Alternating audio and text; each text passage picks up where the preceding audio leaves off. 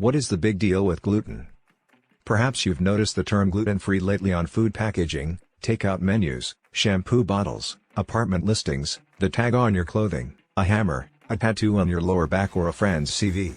Here are some questions you may ask the next time someone starts telling you about their newfound freedom from gluten, as well as the knowledgeable responses that your friend, who is a reasonable person making informed dietary decisions and not just following the newest diet fad, will tell you. Why are you suddenly concerned about gluten, and what has it been doing for all of human history? Gluten is in charge of giving dough its elastic consistency and giving meals derived from wheat flour, including bread, pasta, and chewy texture. These foods, specifically wheat allergy, celiac disease, and non-celiac gluten sensitivity, might be problematic for some people. Wheat allergy is a rare condition in which a person's immune system reacts adversely to wheat proteins, causing minor issues and, in rare instances, possibly life-threatening anaphylaxis. In people with celiac disease, ingesting gluten-containing foods causes the lining of the small intestine to become inflamed and harmed. This hinders intestinal function and causes issues including bloating, gas, diarrhea, weight loss, skin rashes, small stature, infertility, exhaustion, and depression, as well as problems with the bones like osteoporosis and iron deficiency. Untreated celiac disease raises the possibility of getting some cancers. In the United States, 1 in 100 to 200 people have celiac disease. A biopsy is used to confirm the diagnosis of celiac disease when blood testing raised the likelihood of it. A gluten-free diet, which helps repair intestinal damage and ameliorate symptoms, is the most efficient treatment. When they consume gluten-containing foods, some people still have symptoms even though they don't have celiac disease or a wheat allergy. They are gluten-sensitive but not celiac.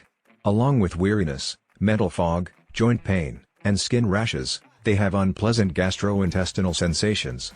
These symptoms are often relieved by a gluten-free diet. How widespread is this gluten intolerance that you mention? Although the prevalence of gluten sensitivity in the general population is unknown, it is most likely much higher than that of wheat allergy or celiac disease. The development of symptoms, the absence of celiac disease and wheat allergies, and subsequent improvement on a gluten-free diet are used to make the diagnosis. Because gluten sensitivity isn't a single disease and has a variety of potential causes, there isn't a valid blood or tissue test. For instance, it's possible that gluten can make the small intestine leaky or stimulate the immune system there. However, occasionally persons who claim to be sensitive to gluten are actually more sensitive to fructose, a type of sugar contained in meals like wheat and other grains.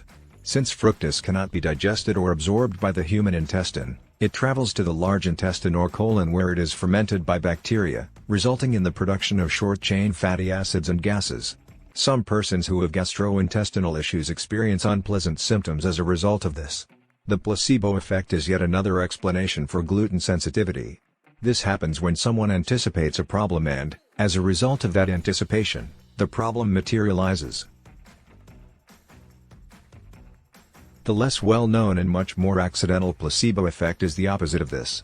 Given the negative exposure that gluten is receiving in the media, some individuals who believe they are gluten-sensitive may be affected by the placebo effect.